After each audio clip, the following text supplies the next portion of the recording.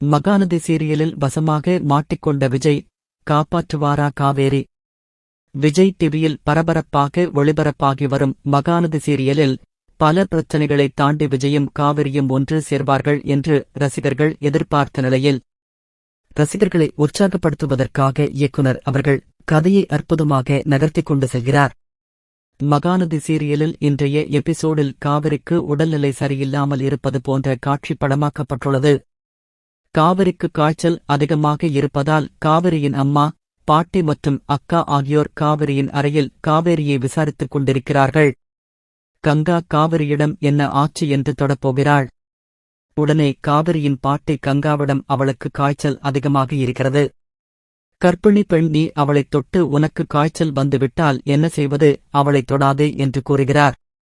உடனே காவிரி, நான் தனியாக என்னை பார்த்துக் கொள்கிறேன் என்று கூறிவிட்டு அந்த அறையை விட்டு நகர்ந்து வேறொரு தனி அறைக்கு செல்கிறாள். அங்கு சென்று விஜயுடன் போனில் பேசுகிறார். விஜய், உனக்கு என்ன ஆயிற்று என்று காவிரியிடம் கேட்கிறார்.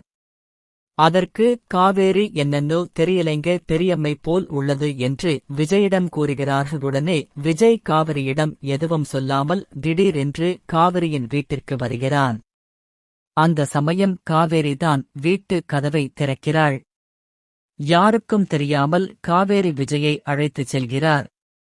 காவிரி விஜயிடம், நீங்கள் எதற்கு இங்கே வந்தீர்கள் என்று கேட்கிறாள். அதற்கு விஜய், உனக்கு உடல்நிலை சரியாகும் வரை நான் உன்னுடன் தான் உன்னை கவனித்துக் கொண்டு இங்கே இருக்கப் போகிறேன் என்று கூறுகிறான். உடனே காவிரி, அதெல்லாம் எப்படிங்க முடியும், நீங்க முதல்ல கிளம்புங்க, நான் பார்த்துக்குறேன் என்று கூறுகிறார்.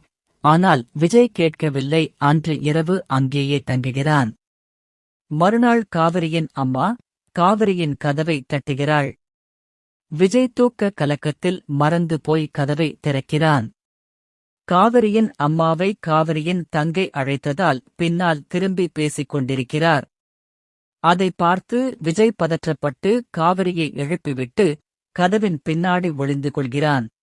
காவேரி எழுந்து புரியாமல் முழித்துக் கொண்டிருக்கிறாள்.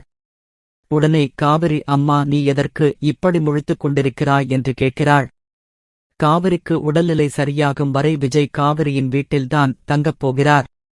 அதுவும் காவிரியின் வீட்டில் உள்ள யாருக்கும் தெரியாமல்.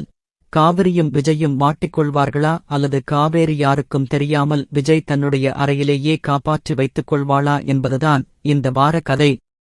விஜய்க்கும் காவிரிக்கும் நடுவில் குட்டி குட்டி சண்டை, நிறைய ரொமான்ஸ் ரசிகர்களின் கண்களுக்கு விருந்தளிக்கும் வகையில் அமையும் என எதிர்பார்க்கப்படுகிறது.